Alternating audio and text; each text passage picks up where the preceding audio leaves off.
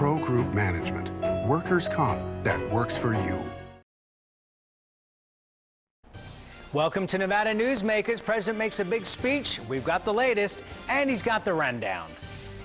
Congressman Jim Gibbons defends the president, weapons of mass destruction, and the economy. And starting today, a series of exciting and revealing interviews that Sam taped in Las Vegas last week. Today, Gary Loveman, CEO of Harrah's Inc. Sam? And a great pundit panel today, George Flint, Dick Gammick, and John Gwaltney. It's all coming up next on the all-new Nevada Newsmakers.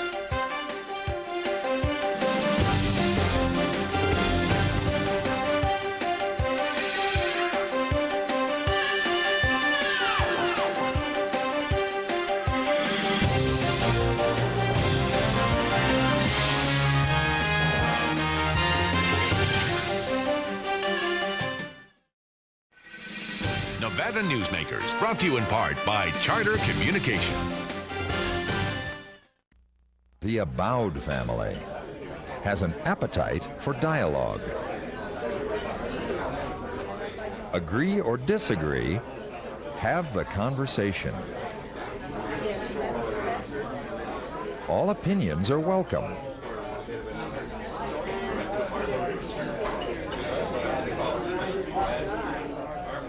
Since 1977, Adele's.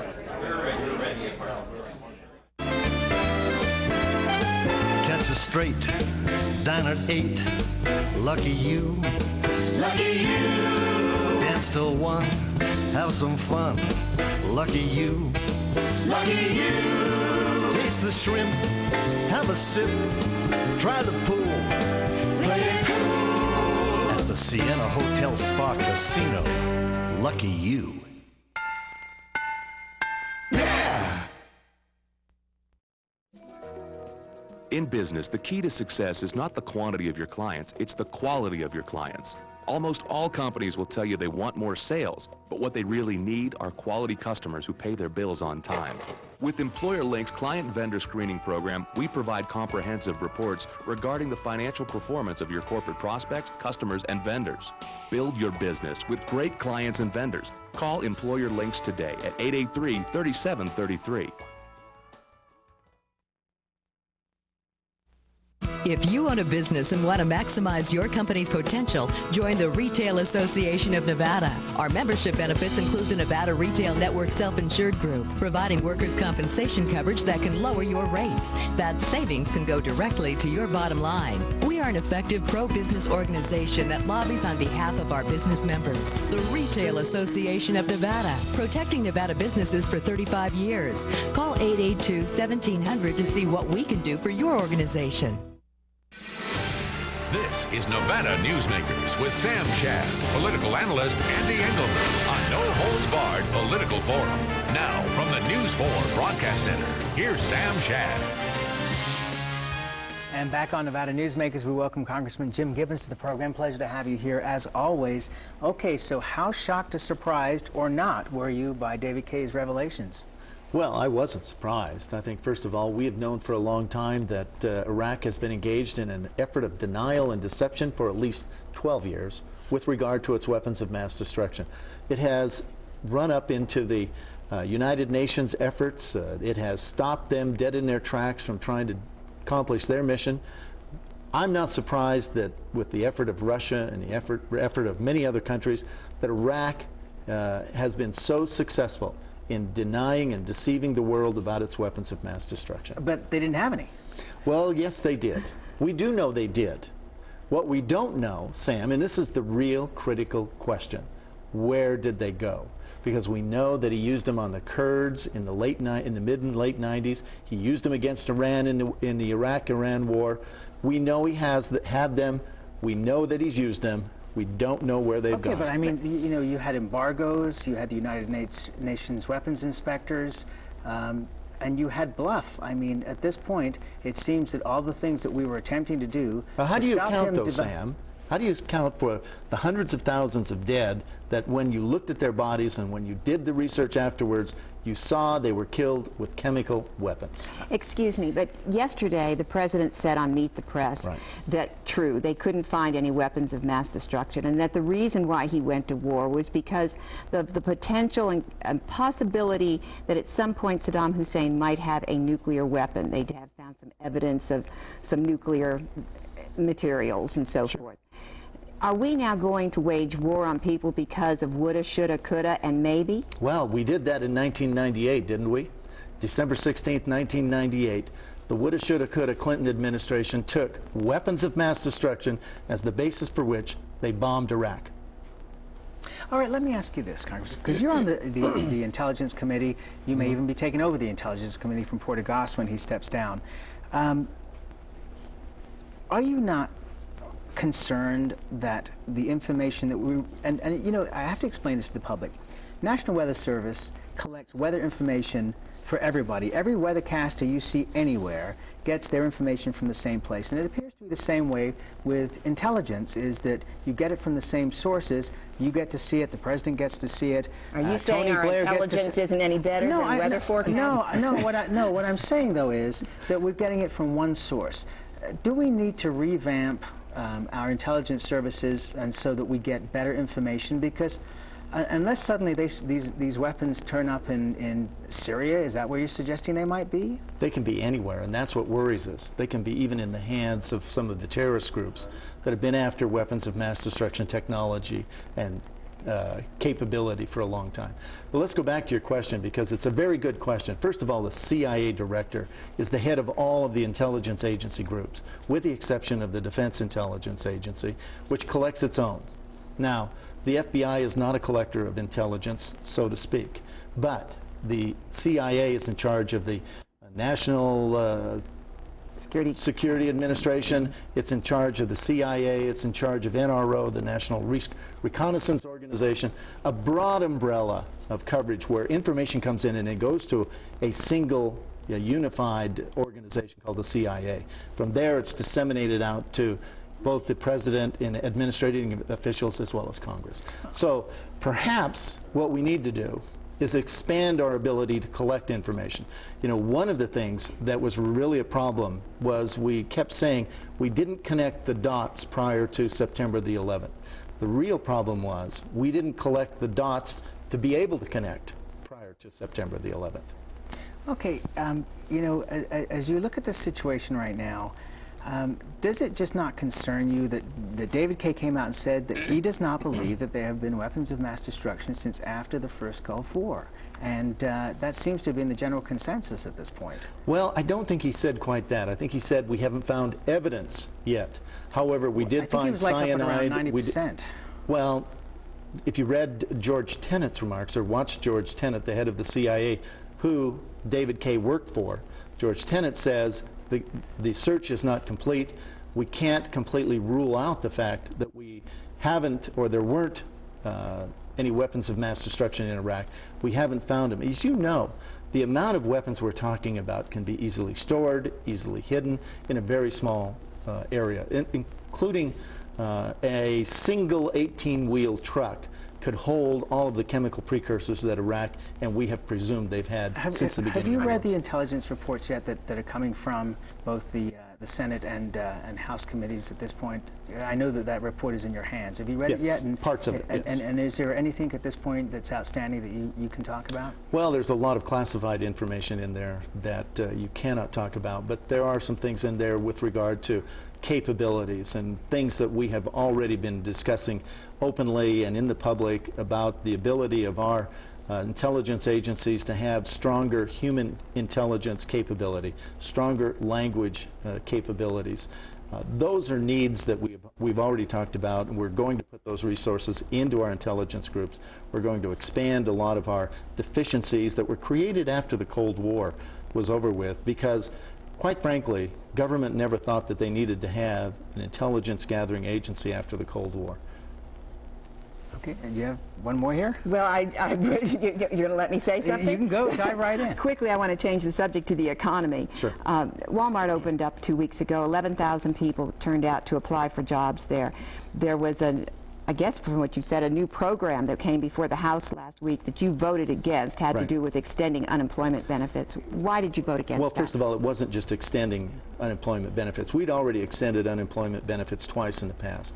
This was to create a permanent new bureaucracy to issue out unemployment benefits. When you do that, what you end up with is a government agency which costs more money than the money it hands out to the people that are on unemployment. We're anticipating 2.6 million new jobs this year.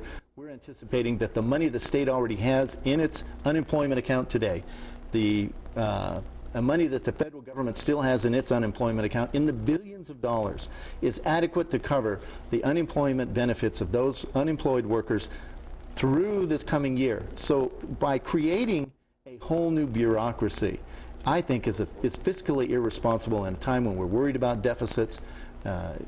This wasn't going to help all the unemployed people. We need to get these people back into a job, back working for a living, back becoming productive instead of keeping them out and paying them sort of on a welfare basis when you create a permanent category of welfare basis for unemployment versus telling them they've got a certain period of time within which to go to work. Do you support a tax cut? I always support tax cuts. Okay, never enough time with you, Congressman. Always a pleasure to have you here. You're always welcome Sam, back. thank We'll be you, right Andy. back Thank you. after this time out.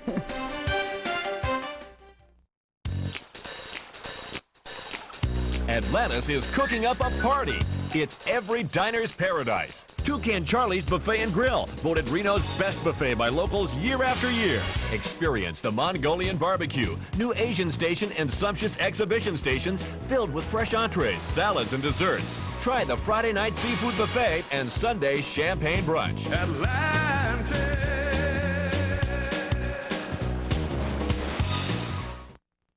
Would you like to savor a Trento pork chop? Or maybe pasta rags with grilled chicken? Hugo's Tuscan Grill at D'Andrea is a celebration of color, flavor, and freshness. Each dish is created from natural, wholesome foods that is delicious and nutritious.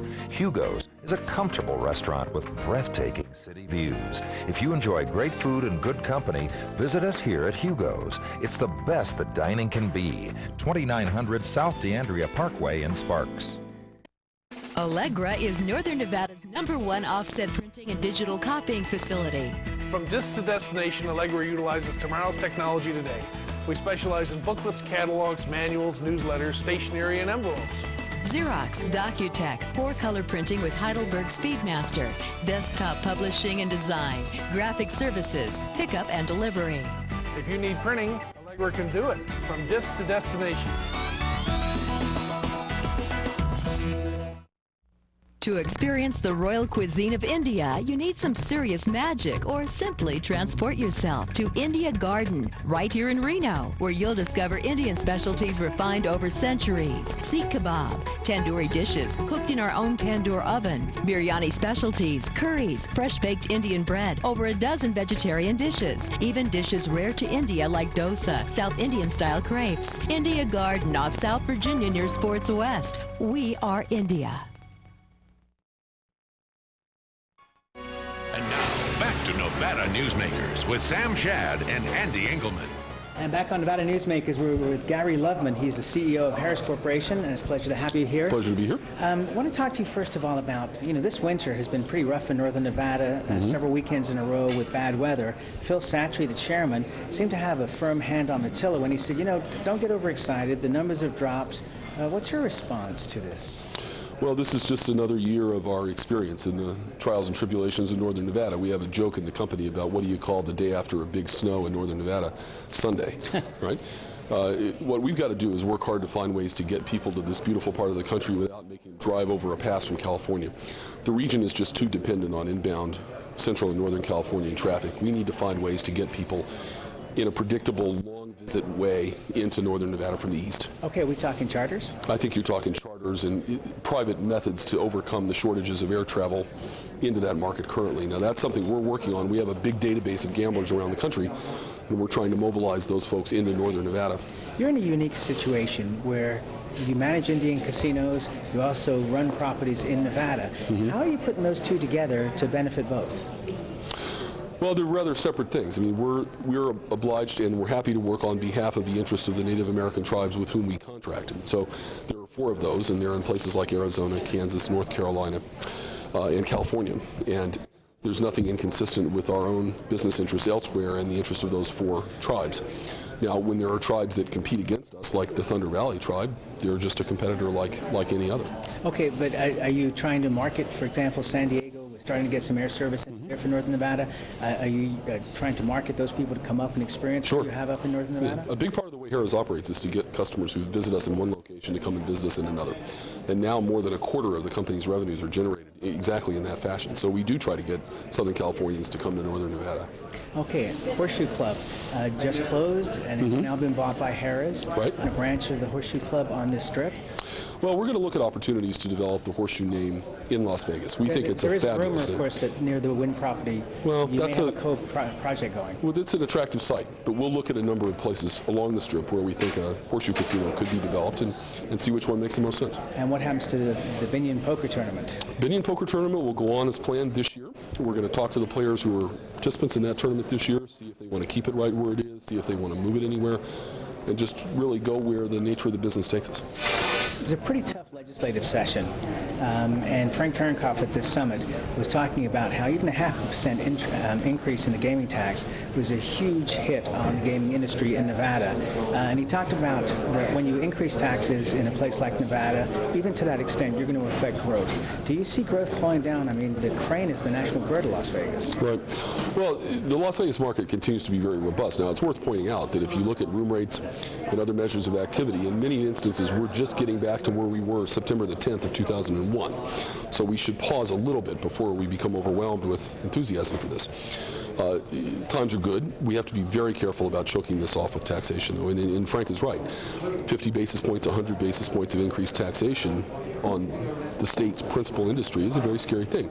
And there just is no economic rationale. You know that I'm a recovering academic. I used to teach economics.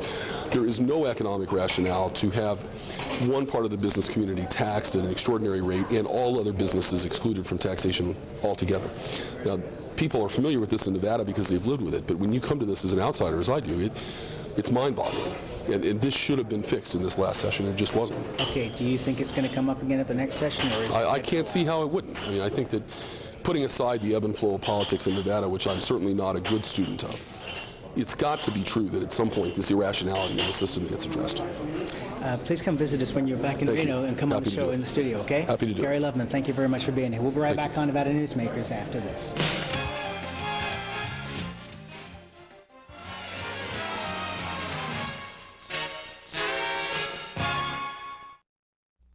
Before you head to Carson, take care of yourself with a visit to Tamarack Junction. Catch a hot cup of coffee and the morning news on one of our 32 TVs and enjoy the best food in South Reno. Tamarack Junction, your junction for fun. South Virginia and Amati Ranch Parkway.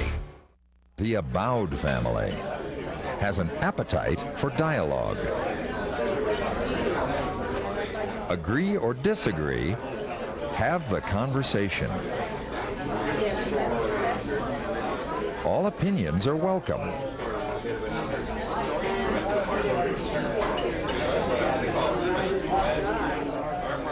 Since 1977, Adele's. Your home is an expression of all things comforting and familiar. For custom storage, you can count on California Closets to provide quality, value, and design integrity. The process is easy, combining your personal style with our organizing expertise. We care about what matters most to you, making your home functional and beautiful. California Closets, simplifying home and life since 1978. Call today for your complimentary design consultation.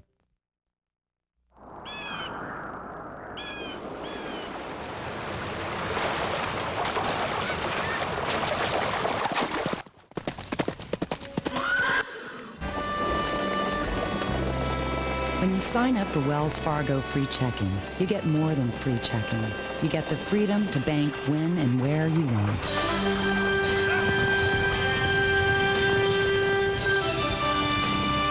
Wells Fargo, the next stage. Make your daily commute easy with breakfast or lunch at the Tamarack Junction. Enjoy daily specials, super fast service, and South Reno's freshest morning meals. Tamarack Junction, your junction for fun. South Virginia and Amati Ranch Parkway. And now, back to Nevada Newsmakers with Sam Shad and Ande Engleman. Okay, I promise to let you get a word in edgeways here, okay?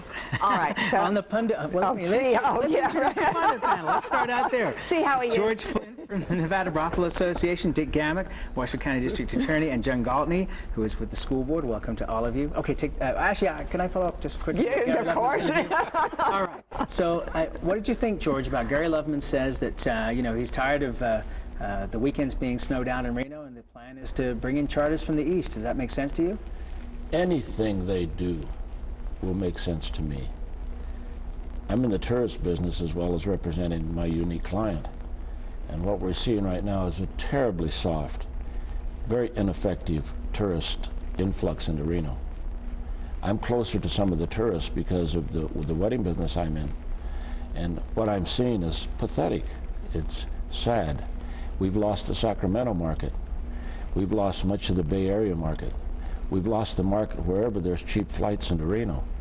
And anything that's motivated by Harrah's to get those 100 rooms that they tell me they have completely closed at the moment because there's no demand for them, anything we do is going to be a plus. Okay, Dick, the other thing that you brought up was that he thinks it's crazy the way the tax system is in the state and that gaming is taking such a heavy load and that he wants to revisit this at the next session. Is that going to happen? Is there any taste from the governor or the legislators to go with another broader business tax? I think what we're going to have to see on that, Sam, is the washout from this last session, see how the election process goes, who comes back and who doesn't.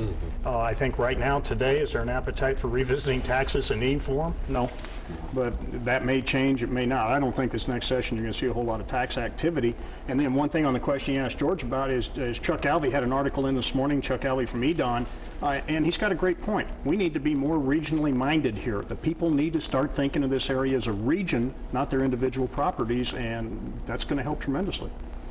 Oh, he's absolutely right. Or think more. Yeah. Go ahead. He's absolutely right. I don't think there's any appetite for raising taxes. In fact, most of the political leaders that I have talked to in the last year are busy suggesting, don't talk to me about this. Don't bring this subject up. We don't want to even revisit the subject at all. Well, as we go into other interviews from the summit, I'll reveal some stuff from Glenn Christensen from Station Casinos that goes in exactly the same direction. Okay, I'm shutting up. Oh, yeah, right. Yeah. I want to change the subject briefly. George, you sent me an interesting memo following the show that we did last week on brothels, in particular the brothel in Story County. You referred to a study that was done by the University of Nevada, Reno Journalism School. I consistently hear the question as to whether or not my client, the legal brothels, have a negative impact on industrial or development outside of gaming and tourism in this state. The Don Reynolds School of Journalism, and this has been maybe 8 years or so ago, did an in-depth study on why businesses don't come to Nevada. And they don't come to Nevada, according to that study, because of lack of workforce, because of lack of water availability, utility costs, transportation issues, and believe it or not, because of legal gaming itself. But brothels were never mentioned in the study as a negative.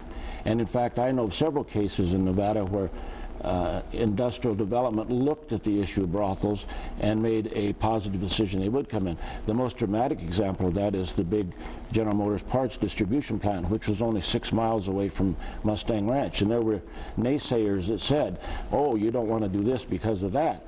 And they looked at it and said it's not even an issue. Isn't it also a case here of where these companies are moving to Story County? They know that Story County has 3 active brothel licenses, of which 2 are in effect right now. There could be a 3rd one.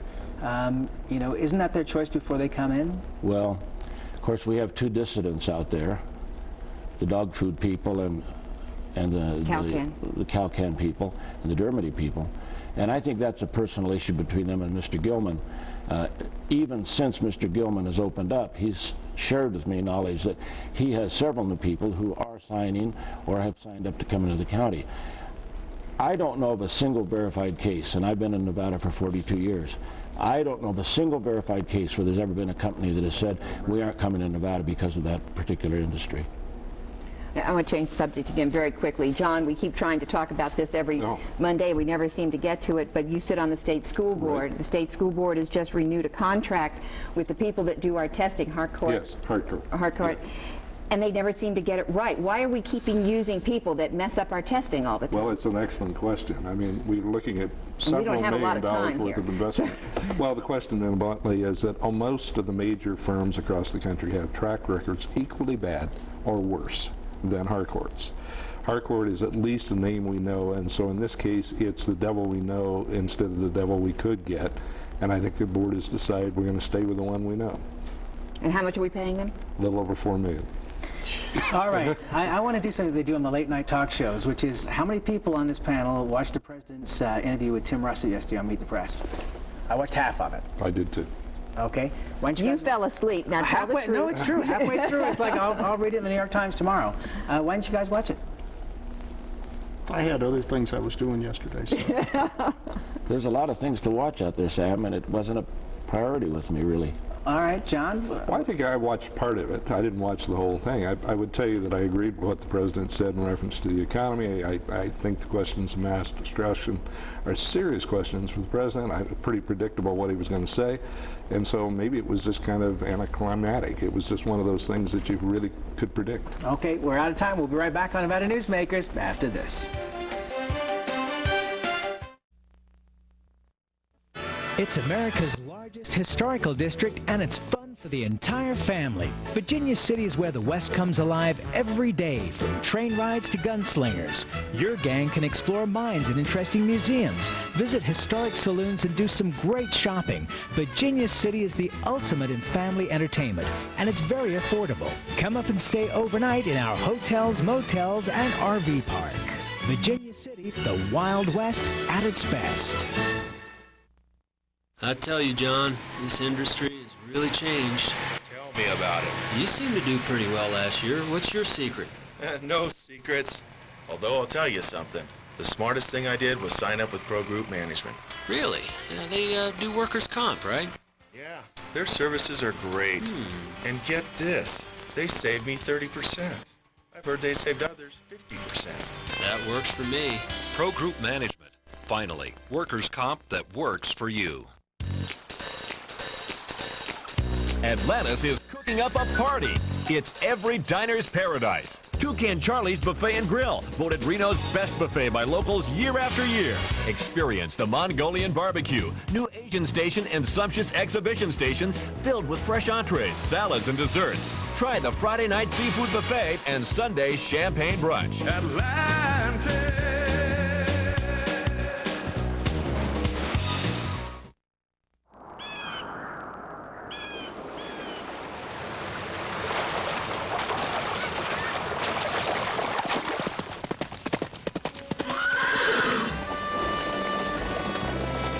When you sign up for Wells Fargo free checking, you get more than free checking.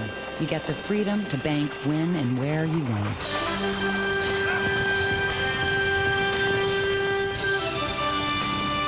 Wells Fargo, the next stage. Nevada Newsmakers, brought to you in part by Charter Communication. And coming up tomorrow on Nevada Newsmakers, my second piece from the American Gaming Summit, Peter Bernhardt, who is the Gaming Commission Chairman, will be on talking about just how sexy things can be as far as casino advertising. Wow, and we've seen them get pretty sexy. We're also going to talk about, should we unseal adoption records? The legislature's looking at it. We'll see you tomorrow. Thank you for watching.